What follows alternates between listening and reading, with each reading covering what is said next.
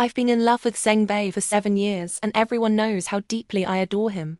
No one could have imagined that I would dump Cen Bei and marry a man I had only known for 6 months in a whirlwind wedding.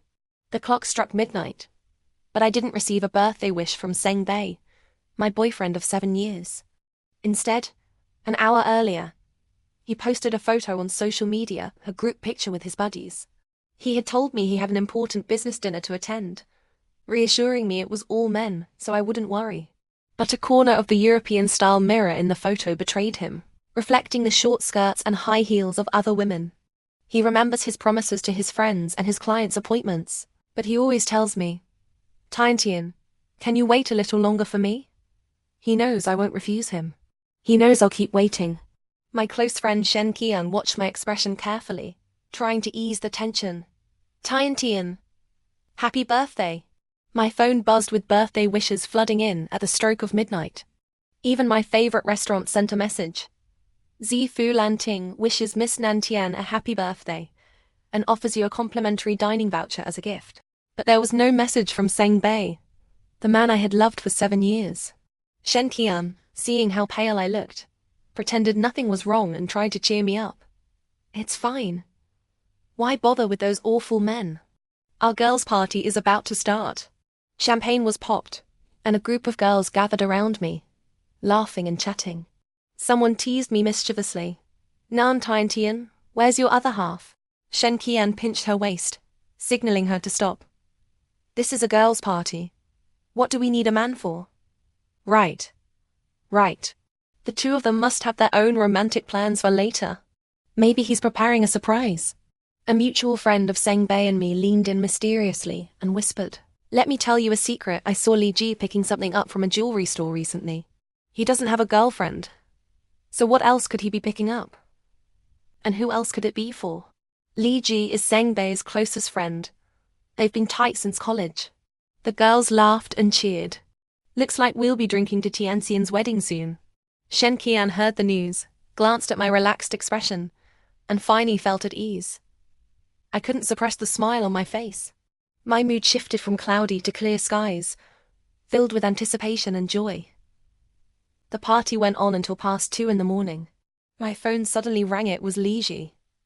Everyone exchanged knowing glances, clearly thinking, the main event is about to begin. "Put it on speaker. Speaker," they urged. Unable to resist their excitement, I gave in and switched to speakerphone, my heart filled with joy, expecting Li Ji to say, "Sis, open the door." Then the man I'd loved for 7 years would kneel with flowers, and everyone would witness our love. But that didn't happen.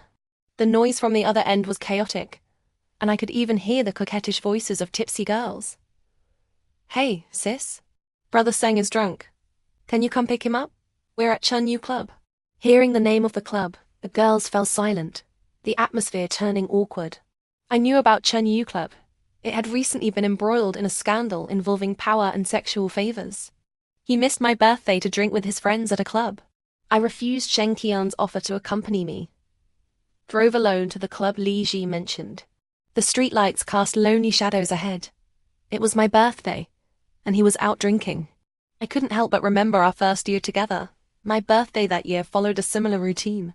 First, a party with my friends, then a romantic evening with Cen Bei. Back then, he was busy, but after our party ended, I found him waiting downstairs. He insisted on treating me and my friends to a meal. He was a senior in college, known as the untouchable Ice Prince.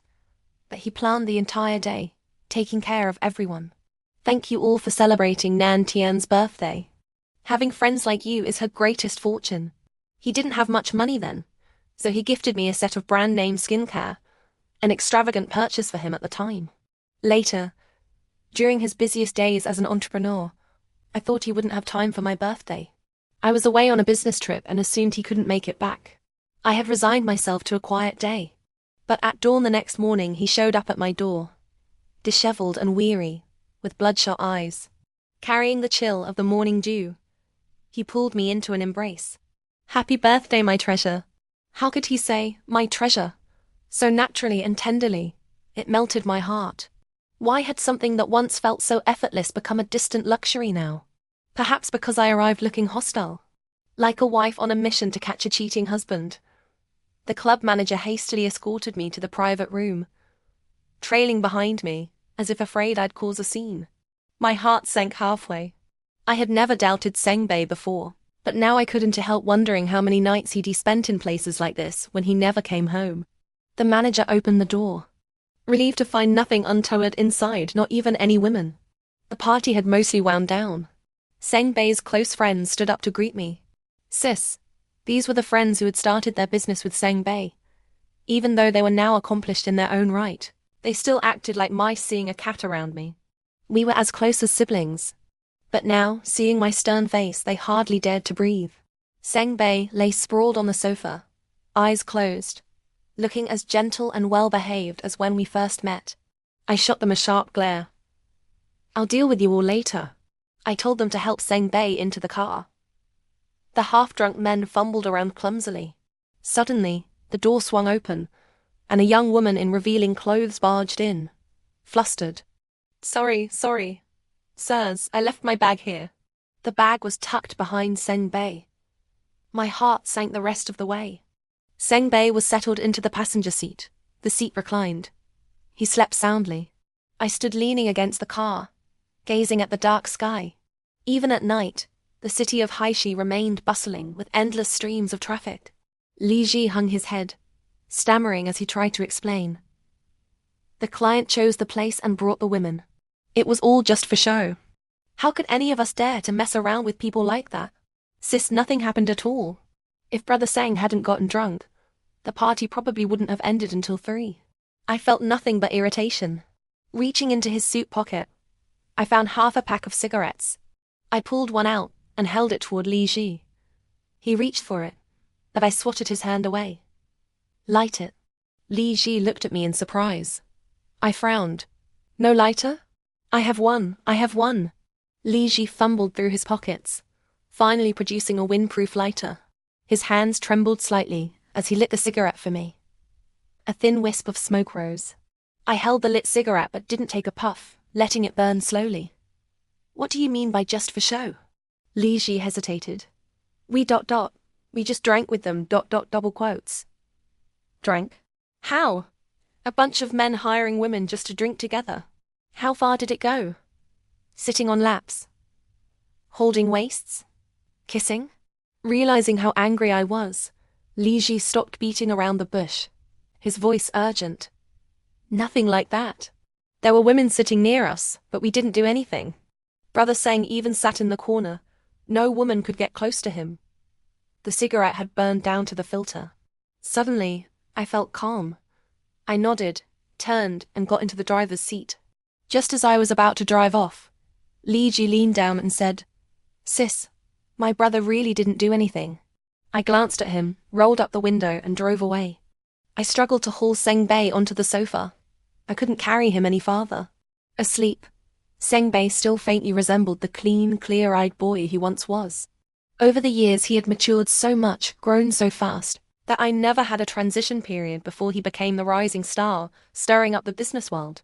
The girl who had barged in earlier had an innocent face, timid as a little rabbit. Even I felt a surge of protectiveness, let alone Cen Bei. I had heard of that club, a notorious money pit, a dividing line of social class. It symbolized that Cen Bei had officially stepped into another circle. I believed Cen Bei hadn't done anything. When Li Ji called me sis, I already believed it. If earlier, when he hadn't come home, I had only thought about breaking up with him. Now I was decided. I really was going to break up with him. Even if I stormed into the club like a wronged wife, even if all of Cen Bei's friends called me sister-in-law, even if Cen Bei was completely innocent and pure, I was still going to break up with him. I may not have many virtues, but no one can question my decisiveness and determination to act. Just like when I first saw Cen Bei and launched a full-blown campaign to pursue him. Just like when he started his business, and I gave him my entire study abroad fund without batting an eye. And just like now, breaking up with him swift and resolute. Something even the heavens couldn't stop. Every sudden decision is the result of careful consideration. I don't know when it started, but this relationship no longer brought me joy. Gradually, it turned into anxiety, into self-doubt.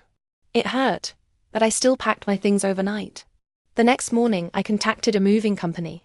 By the time everything was settled, Cen Bei hadn't yet sobered up from his hangover. I escaped to my best friend's place to catch up on sleep, napping until dusk. As the sun set, my friend was still at work, leaving me alone in the empty apartment.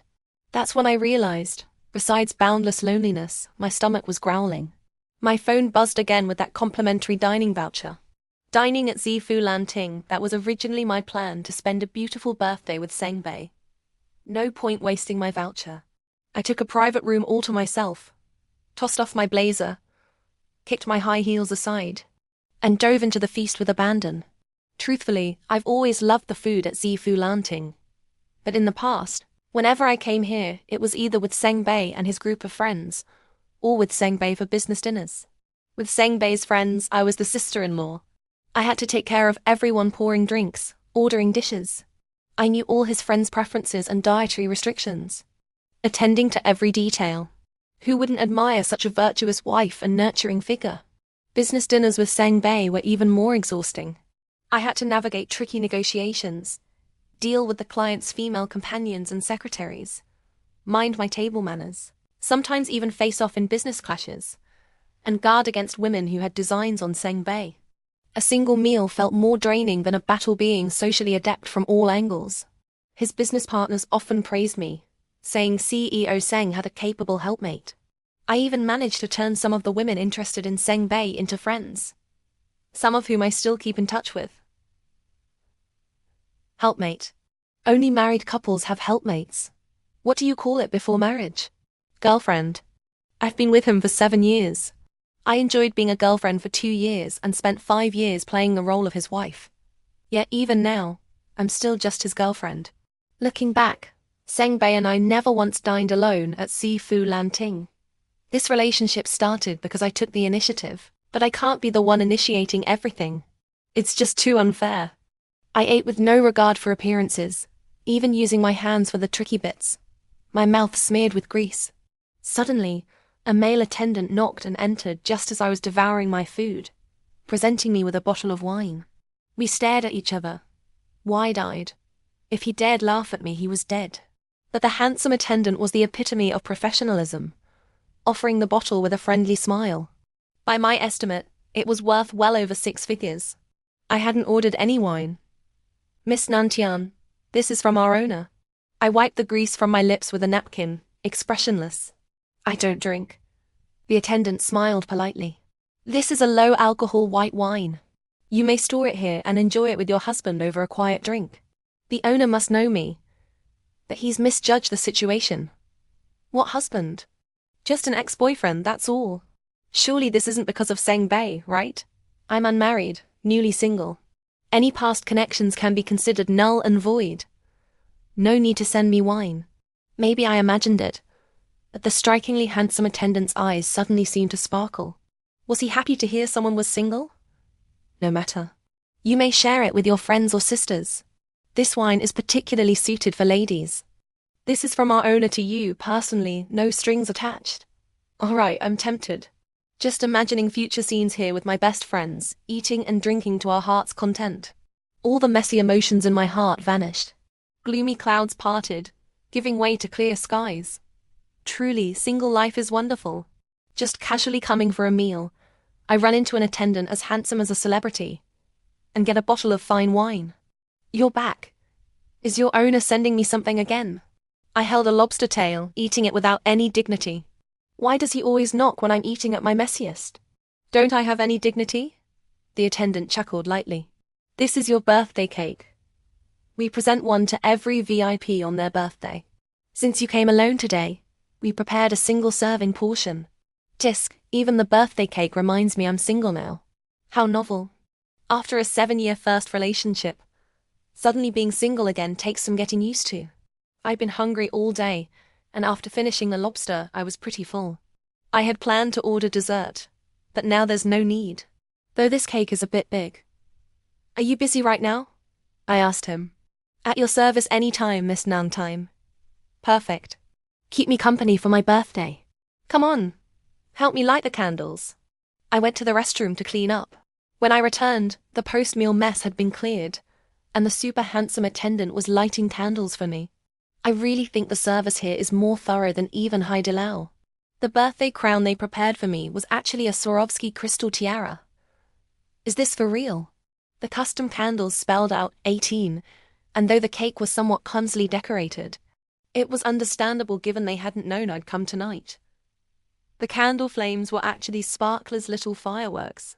With the lights off and candles lit, it was almost unreal how beautiful it was. I thought that was the limit, but then the attendant started singing Happy Birthday. Happy birthday to you. Happy birthday to you. Happy birthday to Miss Tian. Cen Bei never sang Happy birthday to me. What a delightful evening. Not only did I enjoy a feast I'd never experienced before, but I also shared cake with a handsome attendant. I packed a bottle of red wine to take back and share with my dear best friend Shen Tian. When she heard I'd broken up, she immediately perked up, saying she'd throw me a singles party in a few days to celebrate my escape from Cen Bei's sea of bitterness. As for the white wine, it felt awkward to just pack it up and take it since it was a gift. I'll store it here for next time I come with Shen Tian. Carrying my high heels, my blazer draped over my arm, I walked barefoot lazily toward the exit. I didn't know if love awaited around the corner, but I certainly bumped straight into my freshly dumped ex-boyfriend. Cen Bei looked at me with a hint of surprise, an expression he rarely showed. His time in the business world had taught him to conceal his emotions. Li Ji also looked shocked, but now wasn't the time for surprise. Sis, why aren't you answering your phone? Brother Seng has been looking for you all day. We were worried sick. I tossed my hair, my earrings jingling. Looking for me? What for? My phone ran out of battery. I'm 25, it's not like I'd get lost, right? Oh, and I broke up with your brother Seng. Don't call me sis anymore. I'm 2 years younger than you.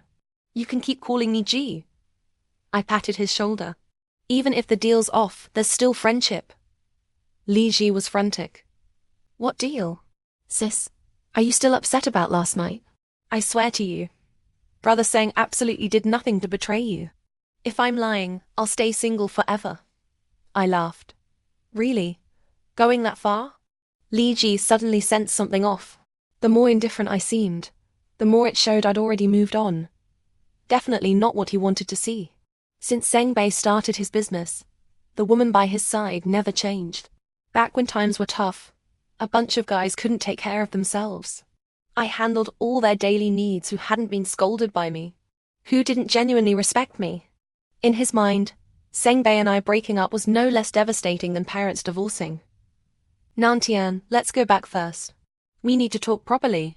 Cen Bei's voice still carried the hoarseness of a hangover. We can talk, but going back isn't necessary. I have plans with Qianqin. I tried to leave with the red wine, but Cen Bei grabbed my arm. Nantian, come back with me. My head hurts. I pried his hand off. Cen Bei? I don't want to go back today. I'll call you tomorrow, and we can talk properly, end things with some dignity. I don't want to end it. He actually showed a hint of agitation. I wondered if he was still drunk. Let's talk about this tomorrow. I'm leaving now. Making a scene here clearly wasn't wise. Don't go, sis. Can't we talk this through? Li Ji anxiously tried to stop me. This felt too sudden, more alarming than the worst financial crisis he'd ever faced. I dodged his hand, but the red wine bottle I was holding slipped and shattered. Red wine splattered everywhere, staining my pale calves a stark contrast. A sharp pain shot through my foot. My first thought was, thank goodness I didn't pack that white wine. Otherwise, 6 figures worth would have gone straight to the floor. I really am a visionary. Is this waiter guy assigned specifically to me today? Do super VIPs get this kind of treatment? I suddenly feel incredibly important, with 3 men fussing over my injured foot in a flustered mess. Cen Bei held my calf, Li Ji steadied me, and the waiter pulled a white cloth from his shirt pocket to bandage my wound. How can someone your age still walk around barefoot? Cen Bei frowned. I'll walk however I want. What's it to you? We've already broken up, and he's still trying to control me. How presumptuous. Cen Bei glared at me helplessly. Do you have to argue with me about everything? I rolled my eyes. The cut is quite deep. You might need stitches. A doctor should take a look. Both Cen Bei and the waiter moved to pick me up. What a predicament! Cen Bei looked incredulous, clearly not understanding why this waiter dared to ignore someone's boyfriend. The waiter stood his ground, righteous and unyielding. Didn't you hear? The guest said she's single. Maybe you two could just carry me together. Cen Bei's official partner authority was still formidable. He reached to hold my waist, but I dodged and clung to the waiter's shoulder instead. Nan Tian, don't mess around. Your foot is bleeding. Hey, don't touch me. After a breakup, we should keep our distance.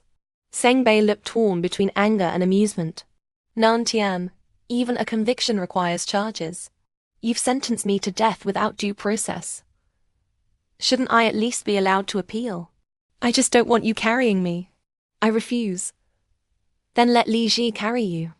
Cen Bei conceded. I was about to argue further when Cen Bei snapped. Stop being unreasonable. Your foot's a bloody mess, doesn't it hurt? If we delay and it gets infected or scars, why will you go crying then? All right, fine, you jerk. Li Ji it is then. Steady now. You're always out drinking. You look a bit worn out. I eyed Li Ji's dark circles. To prove he wasn't weak, Li Ji strode forward briskly. See, sis? I'm perfectly steady. Who's worn out? I pretended not to notice him panting. Li Ji drove while Cen Bei, and the waiter sat on either side of me. Who is he? Why is he tagging along? Cen Bei glared at the waiter, eyes blazing. I turned to the waiter. What's your name? Ziming Ju. Ming as in tomorrow, Ju as in candlelight. You wanted him to carry you without even knowing his name. Cen Bei felt his anger flaring up again. Well, now I know. Nan Tian, what exactly are you trying to do? You're already looking for someone else before you've even properly dumped me. I fell silent for a moment. It's my choice. If you can't stand it, call the police. The law protects marriage, not relationships. Ziming Ju was quite the character. He even knew how to add salt to the wound. Cen Bei turned to stare out the window, fuming at our tag team retorts. Luckily, no stitches were needed, though a scar was likely. After treating the wound, the doctor instructed me to change the dressing regularly and return for a checkup in a week. I didn't want to go back with Cen Bei. All right, let Li Ji take me to Qianqin's place. Everyone disperse. Perhaps my resistance was too obvious, because Cen Bei didn't insist. Where did you move your things? I bought an apartment. I mentioned it to you before. Don't worry. I have a place to stay. Cen Bei lowered his gaze and nodded weakly. Oh, and Ziming Ju. Why did you come along? Won't your boss dock your pay? You left your birthday crown behind. I brought it out for you. Also, you were injured at our establishment, so we bear some responsibility. Of course I had to come along. Li Ji suddenly exclaimed, Ah, today's Sis's birthday. I completely forgot with all the drinking yesterday. I even prepared a birthday gift. I smiled. No need. The day's almost over. Save it for your future girlfriend. Li Ji's birthday gifts were usually jewelry or watches, perfectly fine, as small gifts for a girlfriend later. Cen Bei suddenly looked up, his face pale. He explained weakly, I didn't forget. I drank too much last night. In business, you have to let people enjoy themselves. I was planning to. I shook my head. It doesn't matter anymore. It's almost over. My birthday was like that. Our relationship was like that too. I really wanted to award Zifu Lanting a commendation banner. This wasn't just Hai Dilao style service. It was needle in a haystack level attentiveness. Not only did they reimburse my medical expenses, but they also covered my meals during my recovery, delivering them punctually every day with incredible care. The delivery person was Ziming Ju. Miss Nantian, my boss told me to take responsibility for you. Looking at the dazzlingly handsome man before me, I couldn't help but spit out my water. Take responsibility for what? What does this have to do with you? Did your boss scold you? Not exactly. He said this matter is now my responsibility. From now on, I'll handle your 3 meals a day, dressing changes, and even carrying water buckets. Until your wound heals, I'm yours. This was awkward. Was their service really this thorough? Delivering a waiter for personal service? No, Really, it's unnecessary. Please, just go back. I tried to persuade him kindly. Zi Mingzhu blinked innocently. My boss said if I come, I get paid. If I don't, my salary gets docked. So sister, would you really let such a handsome guy lose his pay? This was really delivered right to my doorstep. Just as I entered a single phase, they send such a bright, handsome guy over. Are they trying to make me slip up? So, will you keep me? Well, how could I refuse? Cen Bei texted me. How's your foot? Does it still hurt? Want me to make you some pork trotter soup? For a moment I couldn't tell if this was concern or mockery. The message carried a hint of the old, "You are what you eat," absurdity. I felt like crying. If he's so good to me, why can't we make it work? In all honesty, Cen Bei really was a good partner. For 7 years, not a single night passed without him coming home. Not a single morning without his good morning kiss. He was practically the perfect man. Even now, I still firmly believe my judgment was impeccable to have discovered a treasure like Cen Bei. But there's no helping it in this relationship. I can no longer see the next step forward. Is staying in the status quo so bad? Yes, it is. Breaking up with Cen Bei feels like cutting out a piece of my own heart. No need, I'm fine. Let's find time to settle the asset division. I own 40% of Cen Bei's company, the largest shareholder. Cen Bei, the nominal boss, only holds 20%. If we're breaking up, let's do it thoroughly. Leave no room for retreat. I don't dare gamble on whether I might look back. I have the expertly stewed white jade pork trotter soup from Zifu Lanting's professional chefs. I don't want to cling to the slow-cooked home-style taste anymore. Who would have thought that my first solo dinner with Cen Bei at Zifu Lanting would happen after we broke up? A small private room by the window offered a view of Haishi's dazzling neon nightscape, with river cruise ships faintly visible in the distance. I was wheeled in by Zi Mingzhu. Once again, thank you to Zifu Lanting for their needle-in-a-haystack level service. I've brought all the documents. You can take them back, review them, sign them, and mail them to me. Nantian. Cen Bei interrupted me. Can we talk about that later? I want to know why you want to break up. He glanced at Zi Mingzhu. Could Mr. Zi excuse us for a moment? I'm responsible for Miss Nantian's daily needs. She's currently immobile, and I must prevent any further injury at all times. Nantian, we haven't broken up yet. Cen Bei ignored him. Just as confident and unshakable as the rightful partner I had been when I went to pick him up that night, with inevitable jealousy in his eyes. Xiaozi, please step out for now. There won't be any further injury. I'll call you if needed. Feel free to order something for yourself. I'll cover all expenses. Zi Mingzhu nodded obediently. No need to trouble yourself. Just call if you need anything. He really knew how to play his part. Despite his bright, striking appearance, he could act as docile and well-behaved as a younger brother. Of course, not like Li Ji. To Cen Bei, every fiber of this man's being seemed to scream green tea, scheming while pretending to be innocent and obedient. I don't think there's anything wrong with our relationship, Nantian. You've sentenced me to death. I want to know the charges. Looking into his sincere, intense eyes, I felt a knot tighten in my chest. The charges? Let me think. There are no charges. I just have a few questions. Cen Bei's fingers twitched. He was flustered. If I had listed all my grievances outright, he could have defended himself point by point. But questions? If he could answer them, he would have already. That would only prove he'd been turning a blind eye. He hadn't slept all night, reflecting on himself and our relationship, trying to figure out what went wrong. But he found no answer because he could say with absolute certainty that his feelings were faultless, that nothing was wrong. Cen Bei, I just want to know. Have you ever made plans for our future? Of course I have. Don't be so absolute. If you have, then tell me. When were we getting married? When were we having children? When were you going to introduce me to your parents? What kind of ring? What kind of wedding dress? What auspicious date? Where would the wedding be? Who would we invite? When were you going to meet my parents and ask for my hand? Cen Bei's face turned as pale as paper. He remained silent. He hadn't thought about it. The last shred of hope in my heart vanished completely. I was about to call Ju to wheel me out when Cen Bei frantically pulled a small dark red velvet box from his suit pocket. He stammered, words tumbling out incoherently.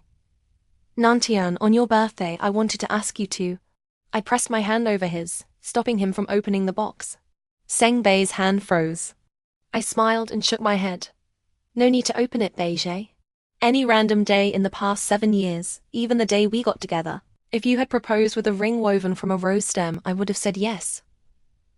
But yesterday had passed. Once missed, it was gone. I didn't want a decision made in haste." I called Ju to wheel me away. The moment the door closed, Cen Bei slumped into his chair, staring out the window, lost in thought. At some point, a drop of water from his chin extinguished the stubborn ember between his fingers, leaving only ashes on his trousers and a wisp of grey smoke. He took out the ring. He had started preparing it a year ago, but offering it to the right person at the wrong time. Even 1 day late was futile. He had always believed their love could withstand anything, that if their bond was stronger than gold, it needed no maintenance. He always thought a man needed responsibility, needed to be dependable, needed to wait until he could provide the best life before sharing the rest of his days with her. He just never properly considered that Nantian didn't need material security. What she needed more was a promise for the future, a lifetime immersed in love. There were many things Nantian didn't know. He had never planned to tell her, not before, and not after. Back when he was poor, all he had was dignity and pride. He couldn't rely on pity to salvage this relationship. Cen Bei slipped the ring onto his own pinky finger. His knuckles were long and slender, it fit perfectly. But this was meant for his wife's ring finger. The moment the door closed, I couldn't help but cry. 7 years of feelings couldn't be severed just like that. Cen Bei and I had been together for 7 years. We had long become part of each other's lives. To cut it off meant cutting out a piece of my heart, enduring soul-deep pain. 7 years ago, I had just started university, moving from Jiangnan to Haishi. During Christmas, I went out with roommates and got separated in a vast, unfamiliar square. My phone had died after a day out. I couldn't contact them, let alone use navigation. I couldn't even remember anyone's number to borrow a phone.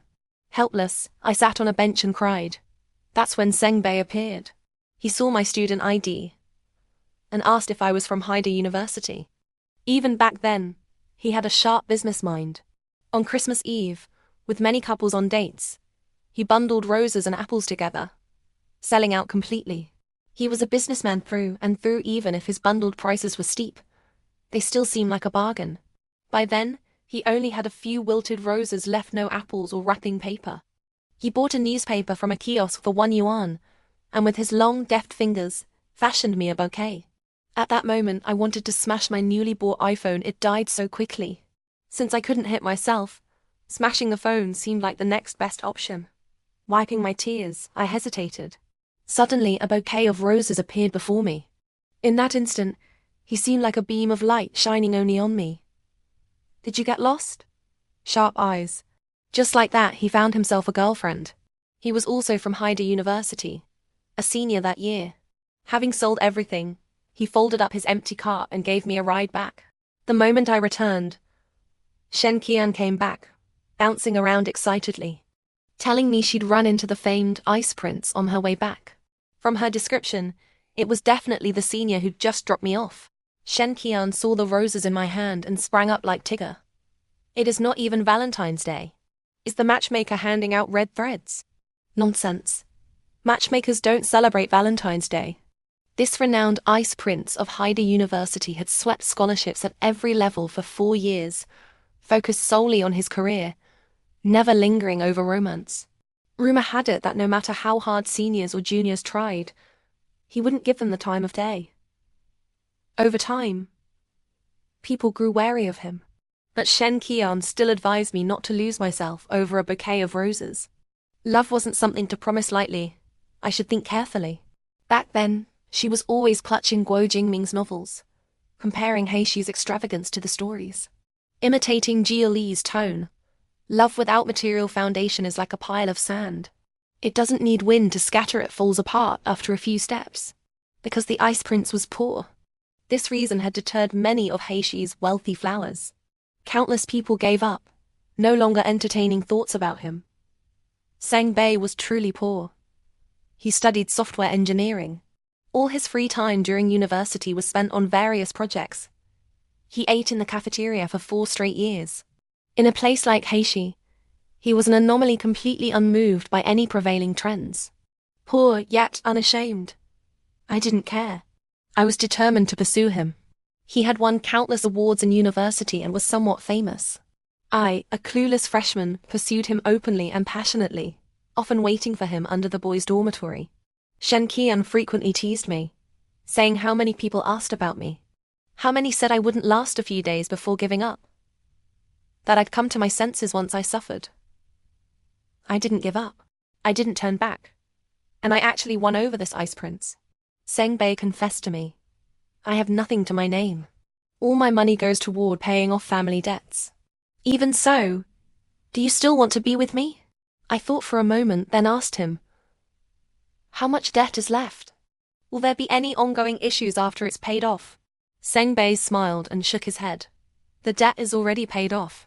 There won't be any further issues. Then what's there to worry about? And just like that, the ice prince officially fell into my hands. I didn't spend much time or effort pursuing him. I knew he liked me too. The way he looked at me was different from how he looked at others. I never doubted Cen Bei's ability to make money. Before, it was to pay off debts. Now, even starting from scratch with nothing, he could live well. And he could make me live well too. He started his own company in his senior year. Before I found out, he and his brothers like Li Ji rented a shabby office, ate potato stir-fry takeout and instant noodles every day, running around seeking investment. After I found out, I invested 2 million my study abroad fund. Cen Bei initially refused. Nan, I can't live off a woman, especially not the woman I love. Looking at his gaunt face, my heart ached. This is an investment. Do you understand? You think you can fool someone studying finance? I spent an entire night explaining the potential of the software he was developing, backed by solid reasoning, finally persuading him. It wasn't a gift, it was an equity investment. I genuinely believed in the direction Cen Bei was researching. Based on internet trends and national development, big data was undoubtedly the field poised for explosive growth. My judgment was never wrong, not with Cen Bei, and not with the future. Cen Bei succeeded. I also had my own career. Because of the study abroad issue, I had some tension with my family, that after all, they were my parents. They didn't think it was wrong for me to use my money to support my boyfriend's venture. They were even willing to continue funding my studies abroad. But I refused. My mother spoke to me in the sternest tone I'd ever heard from her. Tiantian, Mom can understand everything you've done. I believe it's because of love, because love often makes us give everything. But I absolutely cannot agree with you changing your life direction, altering your original life path, even changing yourself. For a man, the most important thing in love is to stay clear-headed. But I didn't feel I had changed. After graduation, I started at my parents' company from a junior position. Meanwhile, Cen Bei rapidly ascended into the wealthy class due to the foresight of his research direction. Only after I repaid my parents the 2 million in dividends from Cen Bei's company did our relationship begin to thaw. It wasn't about the money, but because they finally acknowledged that my decision back then wasn't entirely disastrous, though it was far from right. I shouldn't change myself for anyone, including my future husband, and certainly shouldn't help a man grow. In my mother's eyes, that was like cutting off flesh to feed a tiger. To Mom, I was still a child. Setting aside investment insight, she believed I was merely lucky, that I had gambled correctly on Cen Bei's character. Cen Bei was the perfect partner. He remembered every anniversary, ensuring every occasion was special. He loved me deeply, to the extent that I sometimes wake up sweaty in the middle of the night from his embrace. To the extent that he devoted all his free time entirely to me. His brothers all respected me as their sister-in-law. My best friends no longer questioned his feelings. The receptionists at his company all knew I was the madam. My subordinates all knew he was the brother-in-law. So why did it all fall apart one day? Was it because he got drunk at a business dinner on my birthday and forgot it the next day? No. It was at a banquet once when someone asked him, "Do you and madam have children yet?" He smiled brightly and said, "This is my girlfriend. She's still young, not ready for that yet." The way people looked at me changed instantly. In the eyes of those from higher social echelons, girlfriend and madam were entirely different concepts. A girlfriend was his appendage. A madam was his partner, standing alongside him. They were not the same. Even in the eyes of his business partners, we were a couple who should already have children. Yet Cen Bei seemed unaware. After that, I never accompanied him to banquets again. I just didn't want to hear him introduce me as, "This is my girlfriend." Was I desperate to marry? Did I want to rush into marriage? I'm only 25. Being unmarried at 25 isn't something shocking, strange, or rare. But in the context of our 7-year relationship, it became a natural, taken-for-granted expectation. My disappointment wasn't that we weren't married. It was that he had never imagined us marrying one day. He had never mentioned his family to me. As for why, he never said. And I never asked. Now I don't want to know. Asking is pointless. If he had wanted to tell me, he wouldn't have waited for me to ask. 7 years of feelings can't be forgotten overnight. A sudden void in life can't be filled just because you want it to be. Cen Bei's company couldn't produce that much cash flow immediately. My shares were valued at market price, with half paid upfront and the remainder transferred to my account annually as dividends, more than enough for a lifetime of carefree luxury. Everything was cleanly severed. It struck me that in those 7 years I hadn't traveled, hadn't even shopped much. My long-shelved study abroad plans had faded away. I'd even forgotten why I wanted to study abroad in the first place. While recovering at home, Zimingju pushed my wheelchair whenever I went out. I didn't even need to walk. Determined to forget Cen Bei, I quit my job, cut off social ties, and suddenly found myself with nothing to do, unsure what to pursue next. Shen Qian worried I'd be heartbroken over the breakup and brought me barbecue, only to find me living so comfortably, nothing like someone grieving a lost love. She was even more shocked to see a puppy-like butler attending to me. Envy and jealousy practically spilled from her eyes. Nan Tiantian, it's the 21st century. Why are you living like you're in feudal times? Keep this up, and you'll forget how to use the bathroom. Thanks. When it rains, I run home. Zimingju fully embodied needle in a haystack service. I heard he even went undercover at Haidilao to learn their flashy nail art, practicing on my injured foot. He even tied my bandage into a Hello Kitty bow. Being pampered like this really makes you want to slack off. What will I do when I recover and he goes back? What if I get used to his service? They say it takes 21 days to form a habit. Now I'm torn between sending Zimingju away and keeping him. Sending him away doesn't suit my new identity as a wealthy woman. How can a wealthy woman do everything herself? Keeping him might hinder my chances at a second romance. It's a real dilemma. Nan Tiantian, your foot seems almost healed. Let's go have some fun. I found this amazing lounge bar different handsome guys perform every night. I knew she wasn't just looking for fun. She wanted to distract me. To others, I probably seemed like a heartbroken wreck after the breakup. But I knew I was slowly letting go. When Cen Bei took out that ring, I realized those 7 years weren't wasted. A dignified ending to our story was enough for me. I just hadn't yet adjusted to life without Cen Bei. But time heals everything. I can't dwell in the past forever. I don't regret my 7 years with Cen Bei. I'm grateful my memories are still beautiful. But we must always look forward. I still have many more 7-year chapters in my life. Miss shouldn't drink until her wound is fully healed. Zimingju was carefully applying diamonds to my foot. Hey, little handsome. Why do you sound like Nan Tianxin's butler?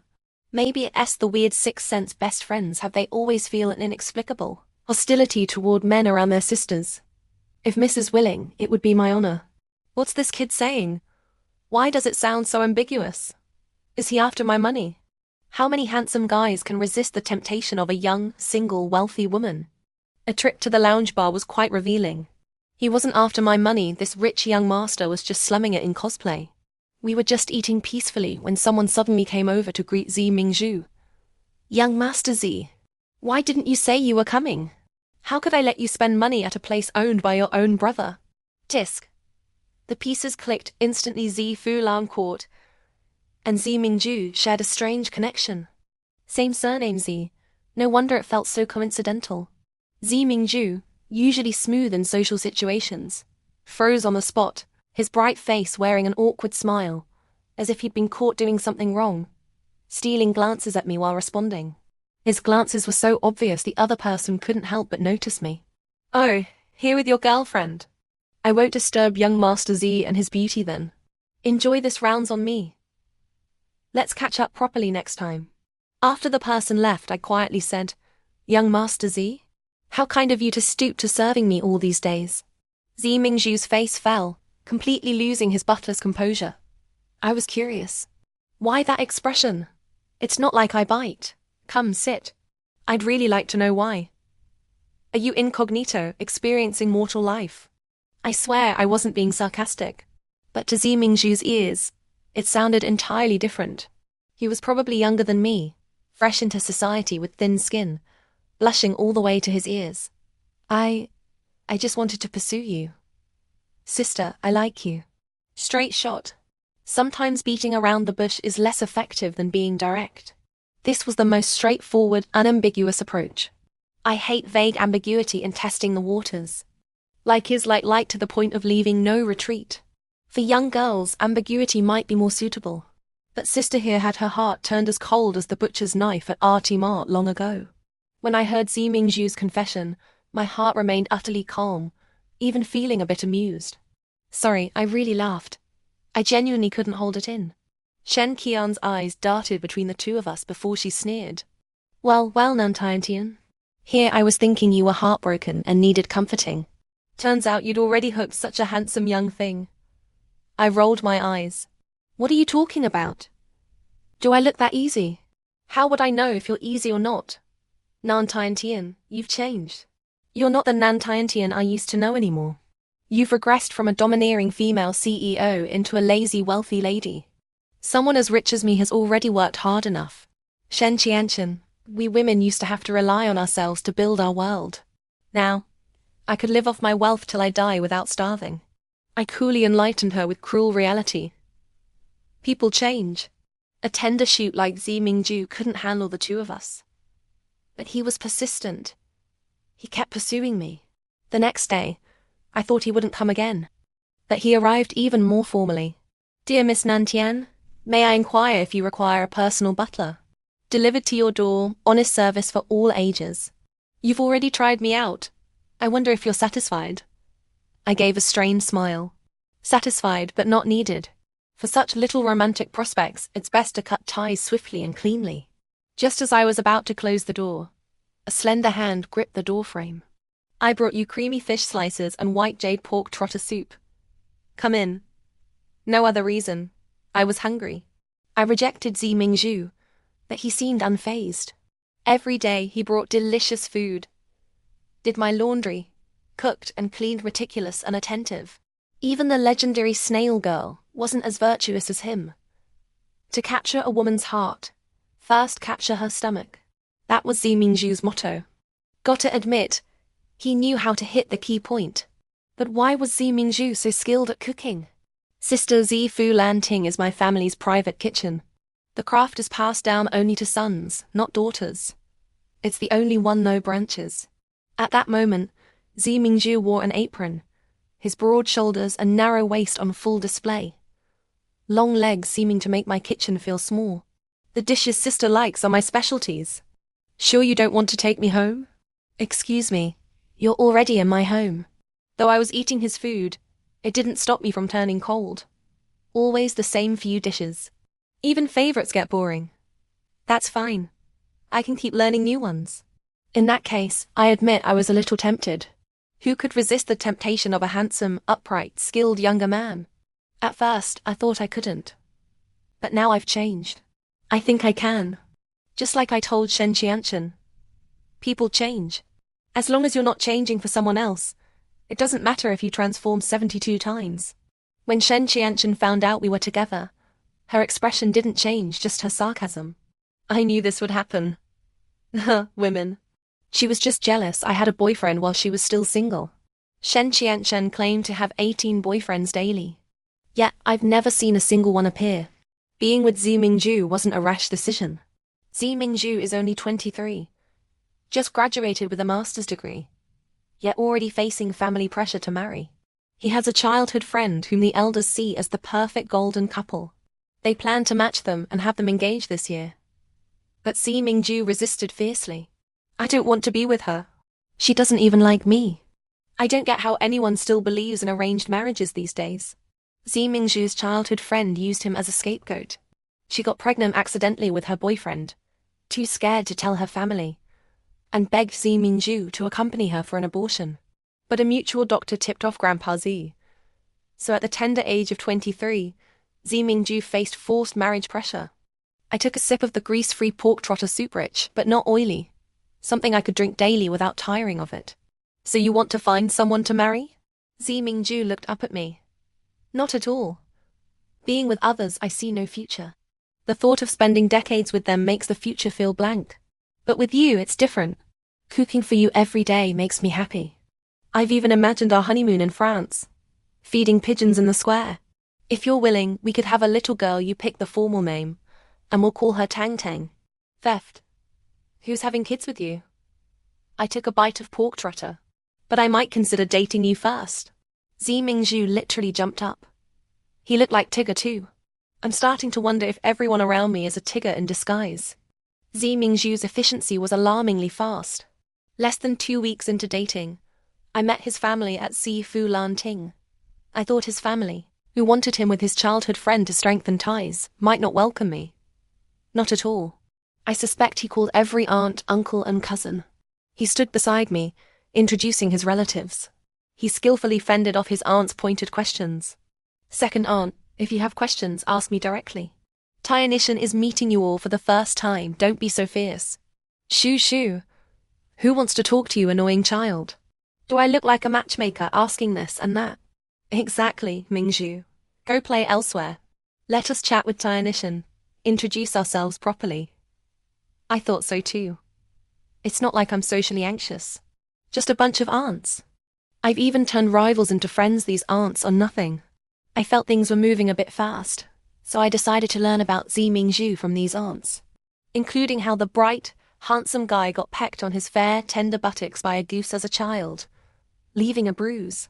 While the aunts were dishing out Zi Mingju's embarrassing stories, I glanced at him as he approached, my gaze drifting downward to linger on a certain area.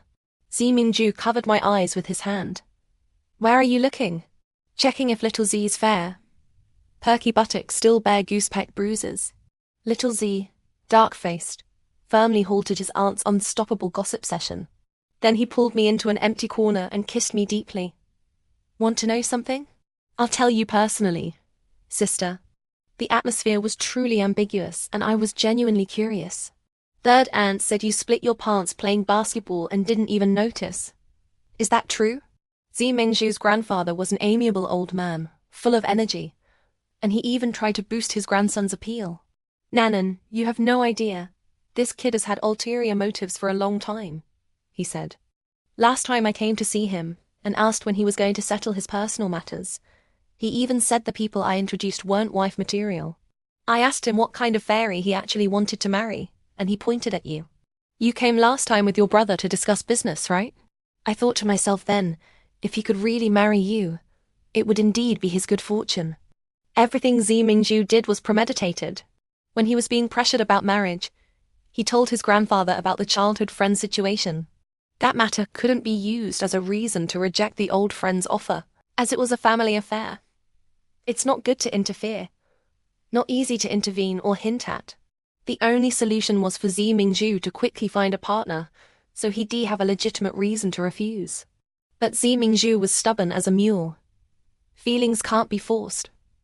Where do you expect me to find a partner right now? And you don't like any of the ones I introduce you to? So many good girls out there.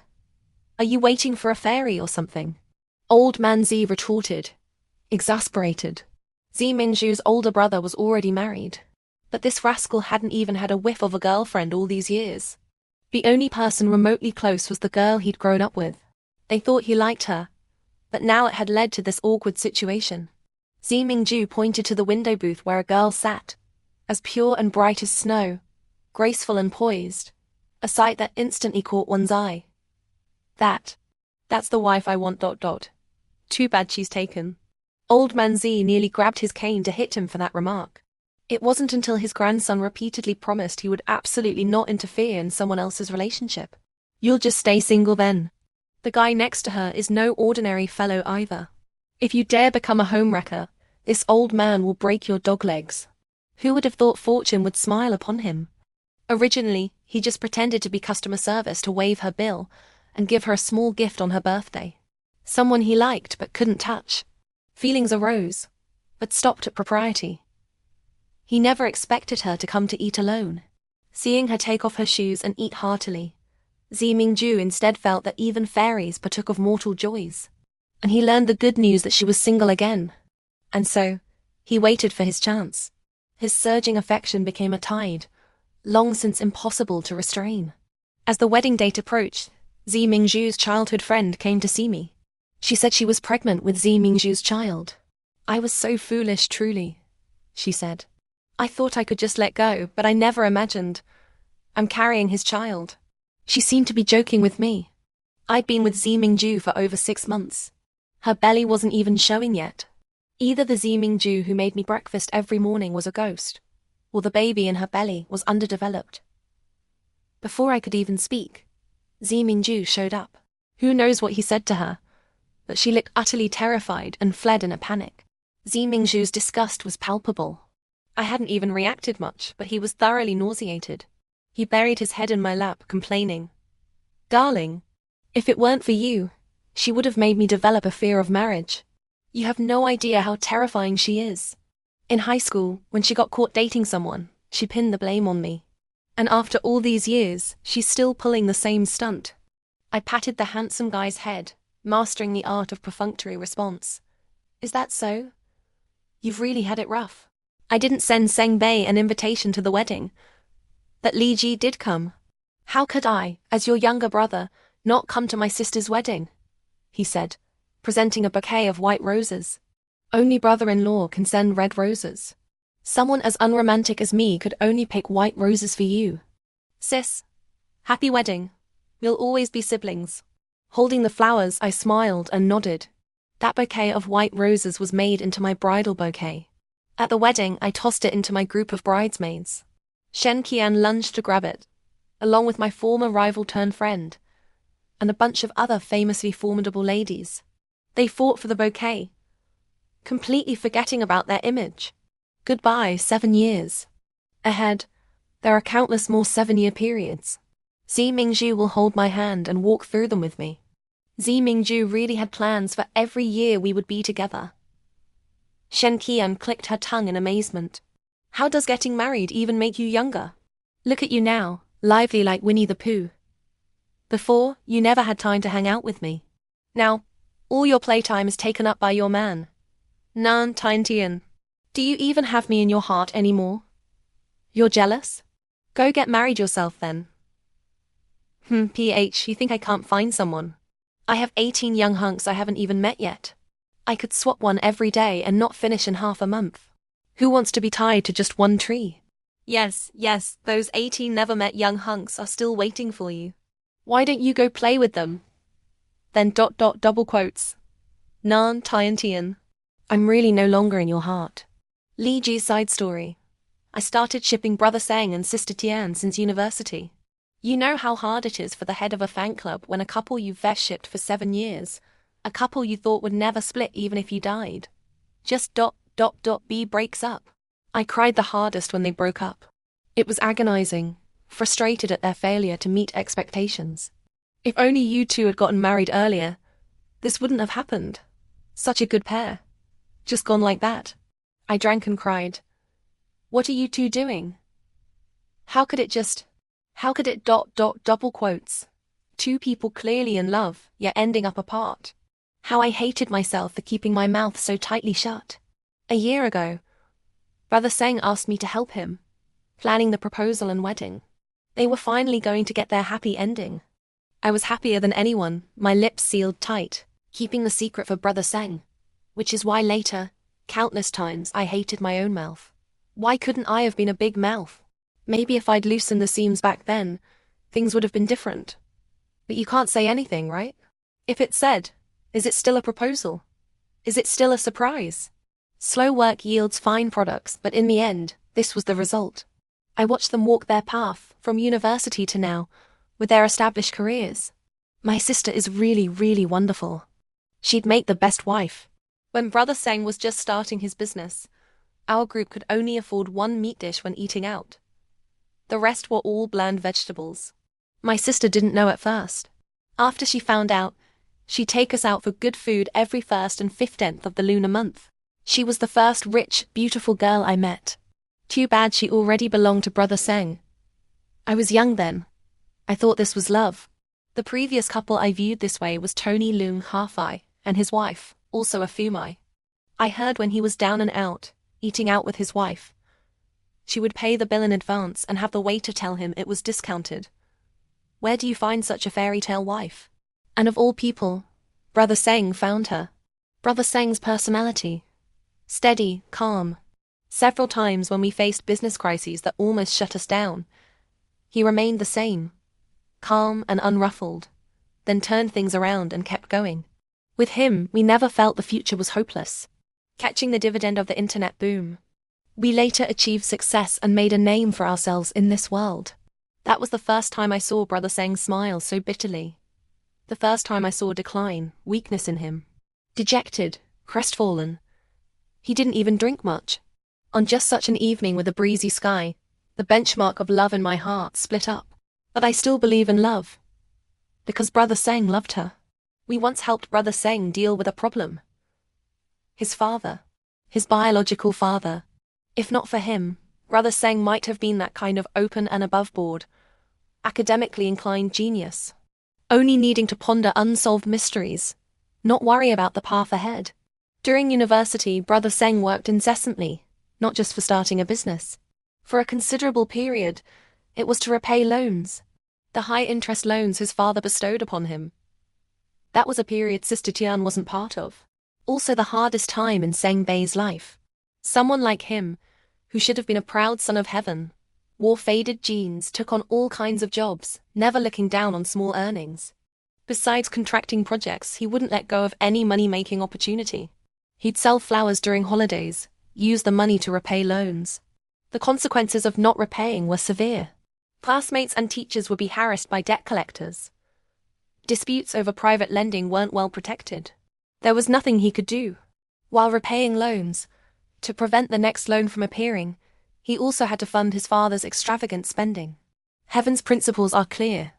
In the first year he was with Sister Tian, his father was imprisoned for fraud. In the 5th year with Sister Tian, his father was released. By then, our business was taking off, and Brother Cen was no longer the Cen Bei of old. His father wanted to leech off Cen Bei for life. Impossible. When he couldn't get money from Brother Cen, he came to us. We gave, of course. Who told him to threaten mutual destruction? After all, financial dealings between father and son might not be accepted for handling, but we were different. We had no such relationship connection. The initial greed grew. Later, when we reduced payments, he became dissatisfied, wanting to reach into my sister's pocket. What he didn't know was, the amounts he demanded were huge, already meeting the highest sentencing threshold for extortion and blackmail. Finally, that trouble was resolved. Brother Cen started preparing the proposal. Business also entered its next growth phase. That day's social engagement truly had its reasons. Originally thought it would end after dinner, but the other party's demands weren't finished. In business, leaving things with a sense of wanting more is a major taboo. No matter how unwilling, you had to accompany them. Can't really blame him. Could only share hardships, not prosperity. One can only say, the world is impermanent. His life was full of variables. With this one, there would inevitably be next ones. Many things he couldn't give definite answers to. Just like no one knew if another unscrupulous close relative would jump out to disrupt his life. I sometimes think, if he had spoken up, my sister would have faced it with him. In the future, all matters, solve them together. Wouldn't that have been an ending too? Brother Cen looked at the ring on his finger, tears falling like pearls. You think I didn't want to marry her? From the first day we were together, I wanted to marry her. There are too many variables, Jiaoji. I can't give her a stable life and future. The white roses at the wedding were from Brother Cen. He couldn't attend, so I took his place. My sister is so smart. She definitely guessed. So white roses replaced the bridal bouquet. White roses replaced him. Love passes into the next person's hands. Shen Qian's side story. How to put it? I saw it coming long ago that Nan Tiantian and Cen Bei would break up. When she first got with Cen Bei, she acted purely like a love-struck fool. But later, when Cen Bei made it big, I had to admit she bought a stock with potential. After all, Cen Bei was dirt poor. He even made money transporting luggage during the start of the semester. Someone like Nan Tiantian was raised too naively, simply by her family. I'm not good at much, but my eye for people is damn accurate. I knew Zi Mingju had ulterior motives towards Nan Tiantian the moment I saw him.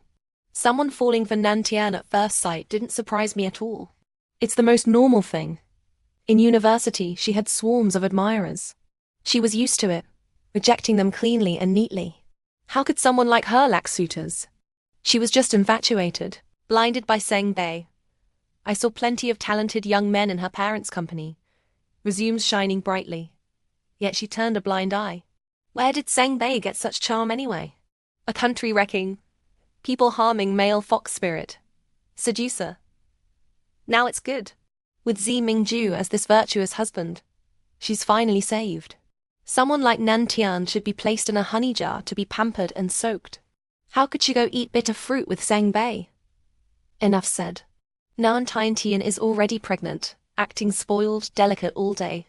Zi Mingju makes her pregnant woman meals at home every day. Is this the happiness of finding a young, doting boyfriend? Tomorrow I'll go find one too.